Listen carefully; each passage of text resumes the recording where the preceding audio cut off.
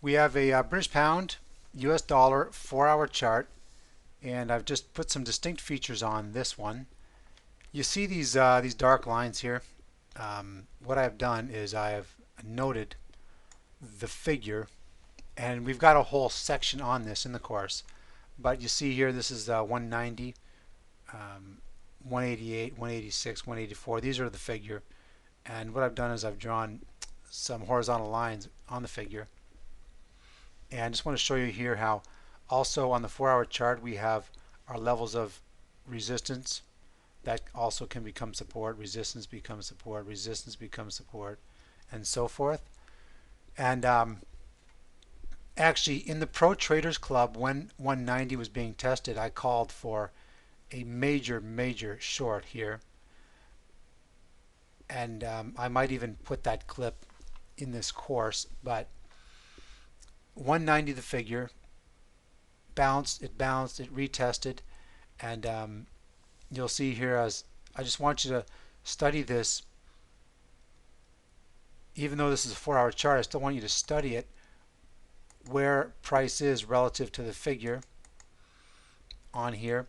And but let's watch. As price comes down, we bounce at the figure, and we still trade in all of these large ranges. You see how the support becomes resistance and so forth, and we trade in these ranges that we talked about also on the smaller time frame, the 1 hour and the 15-minute time frame. Well, it really doesn't look much different on the 4-hour time frame either, but we just have more play or more room that we have to work with in these ranges. For example, this is a substantial range here that carries on for several days and can be very difficult to trade, which is why you want to note very clearly the highs and the lows. Look here, for example, you see this high and this high and this high. Some very tradable attempts at the highs here below the figure. Now what we want to look at is, I just want to quickly show you a reference point here. You see this low here? We've got a nice swing low, a retracement. It double tops, failing to get through this high, and continues further down. Price consolidates in this range, makes a move lower towards 8,300, comes up, bounces at 8,500, but we're still targeting this green line. And see how price consolidates, narrows between 8,500 and 8,400. The figure comes up, spikes up, hits this level of support, which becomes resistance, comes up for a retest, and then bounces.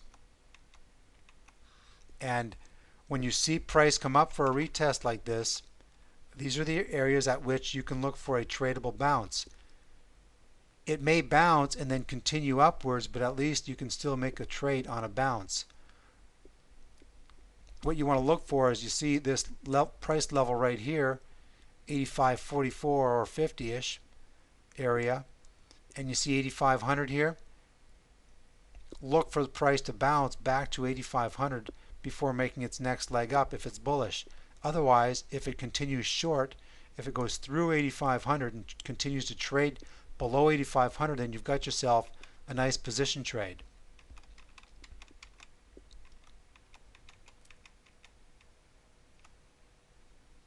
We see price consolidate, finally move lower. You see this low here, the support becomes resistance, and so forth. And here's where we are today.